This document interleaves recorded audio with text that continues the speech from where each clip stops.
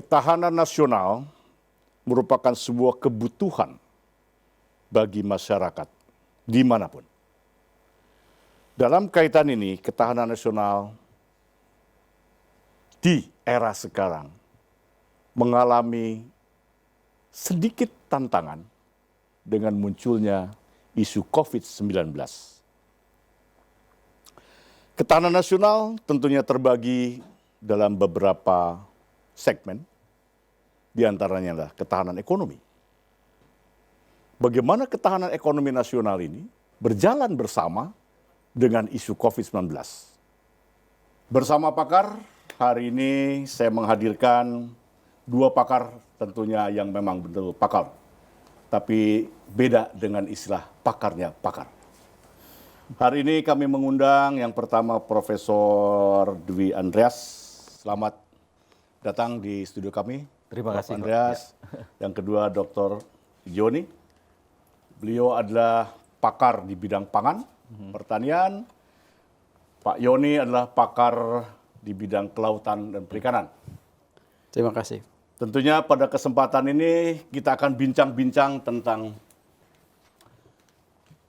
wilayah atau daerah atau substansi atau domain apapun yang di bawah kepakaran bapak-bapak.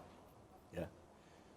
Masyarakat juga ingin tahu kira-kira kalau pakar bicara di bidang ini, apa kira-kira yang bisa ditangkap, diterima oleh mereka, oleh masyarakat, sehingga masyarakat jelas nih, ada persoalankah atau tidak ada persoalankah di bidang ini. Saya mulai saja dengan Pak Andreas. Ya. Pangan, Pak. Ya, okay. Kita akan bicara pangan secara umum dulu, setelah itu kita akan sentuhkan kepada isu terbaru COVID, baik COVID maupun soal ketahanan nasional di bidang masing-masing. Menurut Pak Andreas, pangan saat ini, ya, dalam posisi seperti apa ketika masyarakat berhadapan dengan isu COVID-19?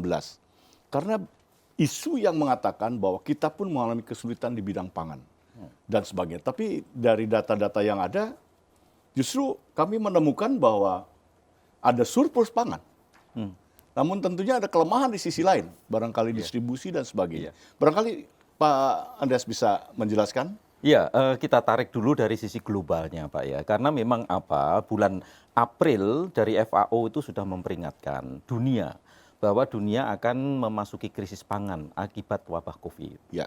Lalu itu disitir juga oleh Presiden dan Presiden memperingatkan seluruh pembantu-pembantunya untuk betul-betul concern terkait dengan pangan. Sehingga pertanyaan yang muncul di benak kita bersama, apakah betul dunia akan mengalami krisis pangan? Nah, kalau kita lihat data lebih detail lagi, data dari berbagai sumber, justru tahun 2019 kemarin, karena apapun tahun 2020 ini akan sangat dipengaruhi oleh tahun 2019. Produksi pangan dunia, dalam hal ini produksi serealia dunia, itu mencapai rekor tertingginya sepanjang sejarah. Tapi ini dunia ya? Ya, kita harus bicara dulu dari dunia, karena apa? Karena sistem pangan Indonesia ini sistem pangan yang saat ini sudah terintegrasikan dengan sistem pangan dunia. Jadi kita tidak bisa lepas persoalan pangan kita dengan persoalan pangan dunia. Nah, produksi pangan dunia itu lebih dari 3.000 juta metrik ton untuk serealia. Dan itu yang sejarah tertinggi, rekor tertinggi saat ini. Nah, lalu ada satu faktor lainnya lagi yang disebut sebagai nisbah stock to use. Nisbah stock to use di bulan Maret tahun ini itu mencapai 30,9. 30,9 ini angka yang luar biasa tinggi. Karena biasanya di bulan Maret tahun-tahun sebelumnya itu hanya berkisar antara 15 sampai 25. Jadi 30,9 itu sangat tinggi. Dalam arti apa? Faktor pertama, terjadinya krisis pangan, yaitu penurunan produksi, ini tidak terjadi. Lalu bagaimana faktor kedua? Memang faktor kedua ini berpengaruh besar juga terkait dengan harga pangan dunia. Dan harga pangan dunia ini yang memicu krisis pangan internasional, krisis pangan global tahun 2007-2008. Dan pada saat itu ada sekitar 12 negara yang mengalami goncangan sosial. Karena harga pangan dunia melonjak sekitar 2,3 kali lipat.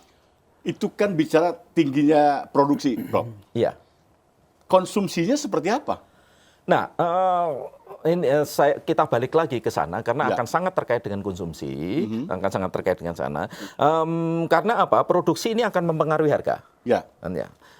Pengaruhi harga akan berpengaruh juga terhadap kemampuan konsumen untuk mengakses pangan, yang kita sebut sebagai affordability. Ya. Nah, jadi itu, jadi terkait semua antara produksi dan konsumsi ini sangat terkait. Nah, tahun 2007 dan 2008 terjadi krisis pangan dunia. Karena apa? Produksi turun, harga melonjak tinggi. Ya. Lalu kemudian melemah lagi, lalu produksi meningkat lagi di tahun 2011. 2011 itu, kelangkaan pangan meningkat, Ya. lalu kemudian harga melonjak tinggi 2,4 kali lipatnya. Dan di situ terjadi guncangan yang luar biasa di negara-negara Afrika Utara dan Timur Tengah. Sehingga belasan negara pada saat itu puluhan ribu orang meninggal akibat food riot, akibat instabilitas politik, lalu beberapa rezim di sana jatuh dan digantikan. Itu di sekitar 2011 ya? 2011. Jadi ada dua peristiwa krisis pangan dunia, 2007, 2008, dan 2011. Ini krisis ini akan berulang tidak kira-kira, Prof? Kemungkinan berulang bisa. Karena apa? Karena pangan ini sangat tergantung. Ini dari hasil kajian kami, hanya dua faktor saja yang mempengaruhi ketersediaan pangan baik nasional maupun dunia. Yang pertama adalah iklim. Ya. Dan kedua adalah serangan organisme pengganggu tanaman. Jadi dua faktor ini saja. Kalau iklim tidak berpihak ke kita, produksi pangan turun, harga meningkat, terjadi instabilitas politik untuk negara-negara yang tidak siap, sudah barang tentu. Nah, lalu bagaimana kalau kita masuk ke Indonesia? Apakah Indonesia juga akan terancam di tahun 2020 ini? Kalau berdasarkan data, pergerakannya hampir sama dengan pergerakan harga yang ada di luar negeri. Dalam produksi di tingkat petani, karena kami ada di jaringan tani juga, ada di 89 kabupaten saat ini di Asosiasi Bank Benih dan Teknologi Tani Indonesia. Kami setiap menit juga menerima laporan dari teman-teman. Produksi saat ini yang dipegang petani ini melimpah. Misalnya gabah. Gabah saat ini yang masih dipegang petani itu hampir 50%, sekitar 47%. Sehingga mengapa di beberapa tempat, bahkan Indramayu, minggu lalu itu harga gabah anjlok. Karena tidak ada yang bisa menampung. Dalam arti ini kelebihan stok ini sekarang ada di petani. Petani-petani hortikultura misalnya, laporan dari petani kami di Kediri, di Blitar, di Lamongan, terakhir petani kami di Majalengka, ini jatuh semua Pak harga. Dalam arti ini stok pangan ini sangat banyak di petani. Jadi surplus? Di tingkat petani surplus. Ya. Tapi di tingkat konsumen lain. Ceritanya ini lain ini. Sangat berbeda ya. Iya. Jadi ada anomali kira-kira. Iya, ada anomali. Baik, kira-kira itu. Ini di bidang pekan pertanian. Iya. Saya juga ingin bertanya di bidang perikanan, Pak, kelautan. Kira-kira kondisinya sama apa tidak, Pak? Coba Bapak bisa menjelaskan biar publik juga paham bahwa di dunia perikanan kelautan pun ini kan berbicara tentang hal-hal yang diproduksi dan dikonsumsi masyarakat. Nah, kira-kira kondisinya seperti apa, Pak, di bidang Bapak? Ya, baik. Terima kasih, Pak. Sebelum saya jawab itu, saya ingin sampaikan dulu bahwa anatomi krisis sekarang itu beda dengan anatomi krisis 98. Kalau krisis 98, kita pergolakan politik itu lebih sifatnya internal Indonesia kuatnya. Tetapi yang di luar yang mendukung itu adalah ekonomi dunia. Artinya ini ada konstelasi politik di sini, Pak, ya? Siap. Dikaitkan dengan dimensi politik. Ya, lanjut. Jadi itu di 98. Tapi pada saat itu semua produksi perikanan kita itu mendapatkan keuntungan. Kenapa? Karena ketika krisis ekonomi di kita jatuhnya rupiah, ternyata nelayan petani mendapatkan dolar dari produk perikanan ekspor. Itu keuntungan di kita. Nah, anatomi krisis sekarang adalah semua negara terdampak. Semua negara terdampak tidak hanya politik, ekonomi, sosial, budaya, tapi juga perilaku dan habit serta kesehatan masyarakat terganggu. Hampir semua negara mengalami 250 lebih negara mengalami ini sekarang. Dan polanya sama.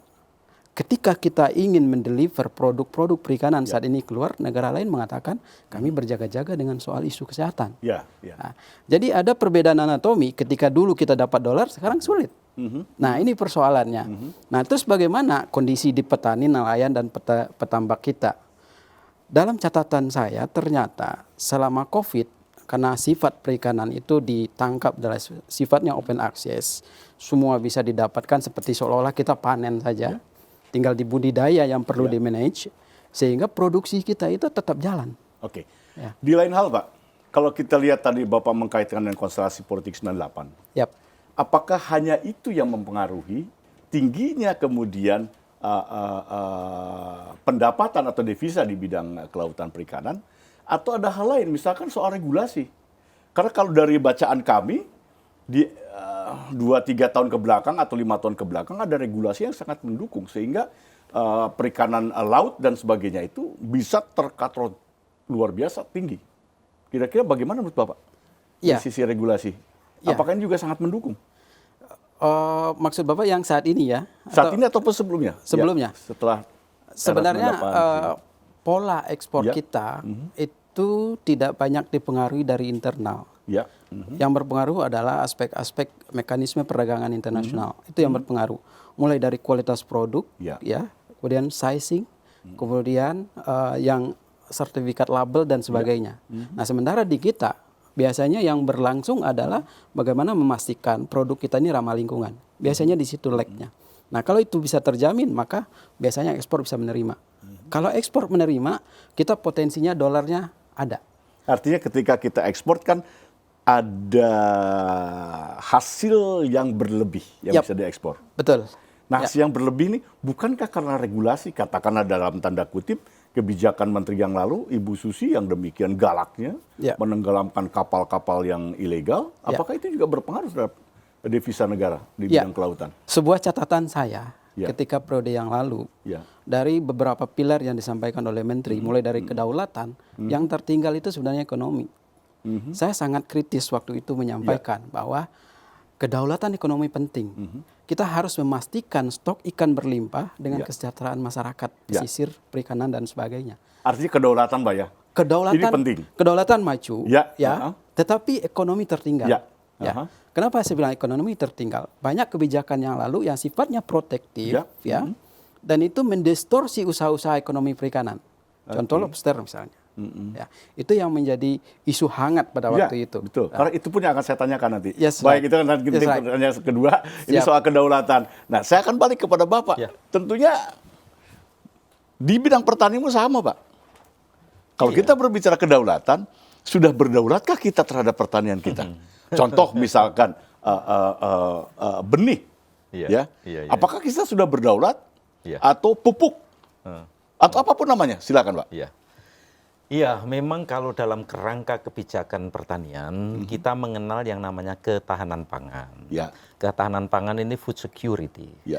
Kalau dinilai dari ketahanan pangan kita terus membaik, Pak. Kita pernah relatif buruk tahun 2015. Itu ketahanan pangan kita pada posisi 75 pada saat itu. Lalu kemudian membaik, tahun 2019 kemarin posisi ketahanan pangan kita 62. Nah, siapa negara di dunia ini yang ketahanan pangannya tertinggi di dunia? Singapura. Oke. Padahal Singapura 90% pangannya diimpor. Diimpor, dari luar negeri. betul. Nah, sehingga dari sini kita melihat kacamata ketahanan pangan yang dianut di Indonesia dan hampir seluruh negara di dunia. Ada kelemahan kunci di sana. Dalam arti ketahanan pangan itu tidak mengabaikan dari mana pangan tersebut berasal. Mau dari impor, dari produksi dalam negeri, tidak ada masalah. Nah, ketahanan pangan kita naik itu ada dua faktor. Yang pertama adalah daya beli masyarakat yang meningkat, sehingga akses masyarakat terhadap pangan lebih mudah. Ya. Lalu faktor yang kedua, ketersediaan pangan, availability. Nah, ketersediaan pangan ini kalau kita menggunakan konsep ketahanan pangan tidak ada masalah. Mau impor, mau apapun nggak ada masalah. Yang penting pangan tersedia bagi masyarakat. Nah, kemudian kita masuklah ke jebakan itu. Jadi mengapa ketahanan pangan kita terus meningkat?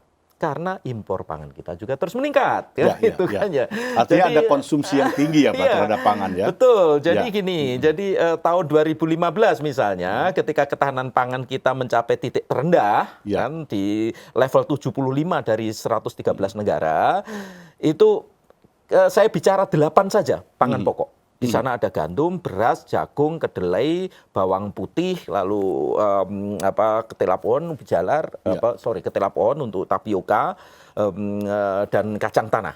Jadi itu dari 8 komoditas saja ini itu peningkatannya cukup tajam. Dari 21 juta ton di tahun 2015 meningkat menjadi 27 juta ton di tahun 2018. Dalam tempo 3 tahun meningkat begitu pesat. Ya. Lalu Presiden sempat marah karena impor pangan yang begitu tinggi. Akhirnya tahun 2019 turun sedikit. Turun sedikit menjadi sekitar 25,6 juta ton.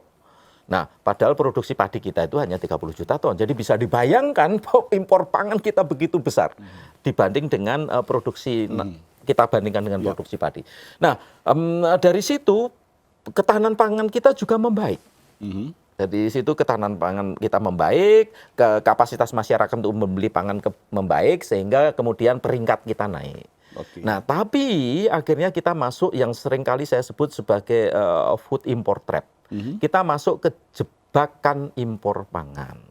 Di sana kemudian kita balik ke aspek kedaulatan. Ya, ya. Sehingga kemudian muncul sebenarnya wacana kedaulatan ini sudah pada masa beliau Pak Jokowi memerintah, beliau sudah mewacanakan terkait dengan kedaulatan pangan.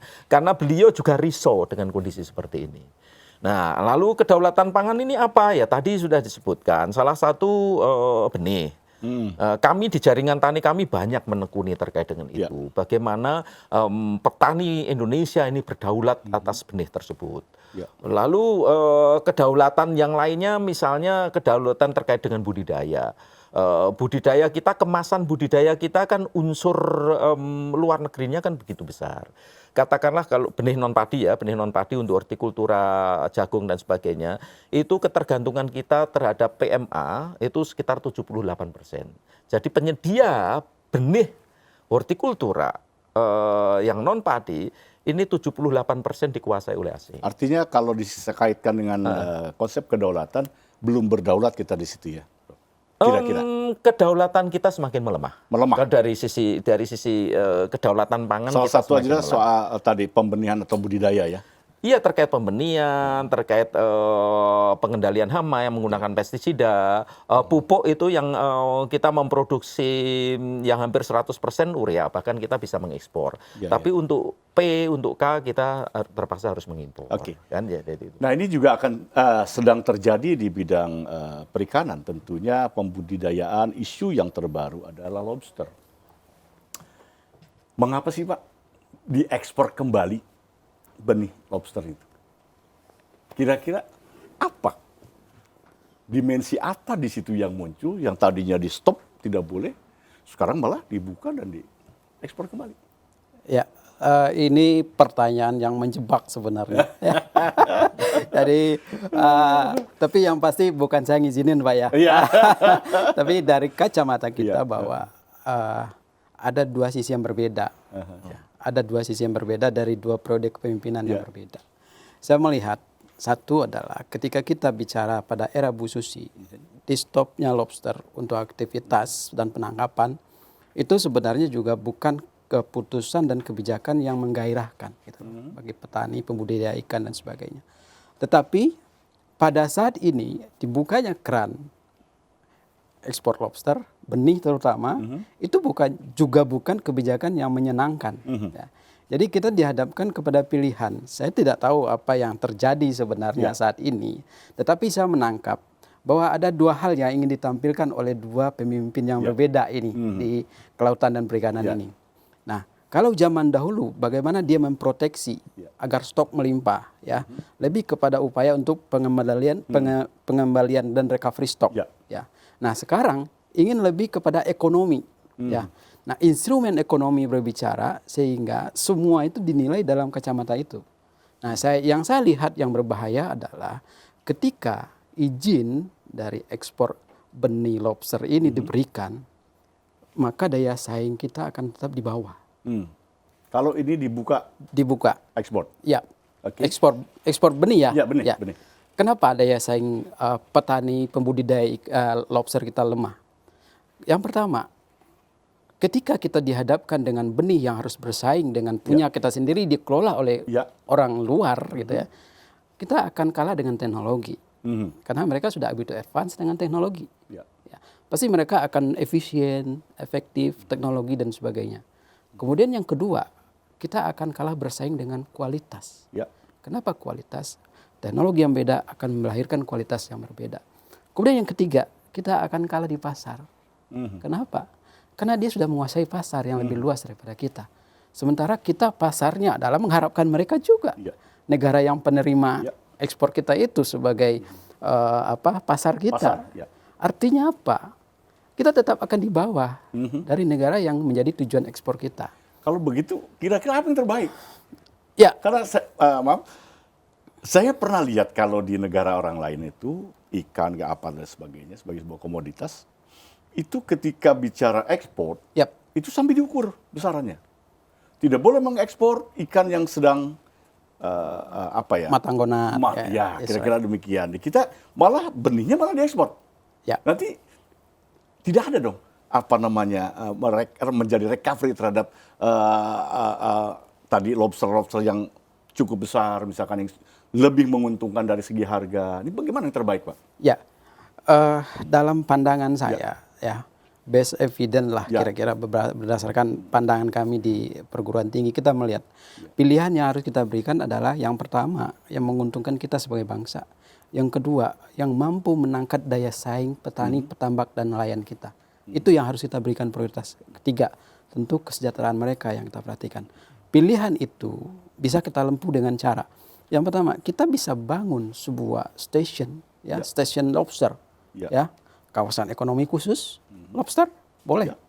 Kita bangun di Lombok, kita bangun di daerah-daerah selatan Jawa, tidak apa-apa. Tapi ini belum terjadi. Belum. Jadi tapi Bapak setidaknya punya konsep untuk itu. Ya, pemikirannya begitu. Nah, ketika kita bangun sebuah klaster khusus untuk aktivitas lobster, tangkap benih, benih boleh ditangkap, tapi dijual di situ, dijual ke pembudidaya kita. Dibudidayakan ya? Yes, right. Pembudidaya kita dapat manfaat, kemudian penangkap benih dapat manfaat. Nah, kemudian ketika dewasa, daya saingnya lebih tinggi. Itu yang saya maksud tadi. Yes, right. Ketika itu kita ekspor, kita sudah mendapatkan sebuah posisi yang sangat strategik bahwa kita pemilik. Kita itu yang punya dan orang lain tidak punya. Oke. Nah, itu maksud saya. Sehingga mulai dari daya saing saat penangkapan sampai daya saing ekspor, kita pegang terus. Oke. Nah, ketika kita ingin mengintrodusir teknologi, kita undang saja investor itu. Silakan di daerah saya. Buat teknologimu, kerjakan di sini. Bangun. Kita berikan investasinya di situ. Silakan pemerintah buka keran investasi kepada para investor lobster untuk berbudidaya di situ. Itu memungkinkan ya? Yes, right. Dan kita akan dapat apa? Tenaga kerja bisa diserap di situ. Betul. Jadi banyak multiplier efek yang bisa kita bangun. Daripada kita membuka keran itu, dan yang saya khawatirkan adalah potensi kebocoran. Kebocoran dalam artian? Pada saat ditahan, di stop saja, lobster kita benihnya tetap bocor keluar negeri. Artinya ada penyelundupan di situ, tindakan ilegal. Betul. Ya. Oke, sebelum kita lanjut, kita minum dulu. Oh, Nanti setelah ini kita akan diskusi bertiga. Silakan, Pak. Siap.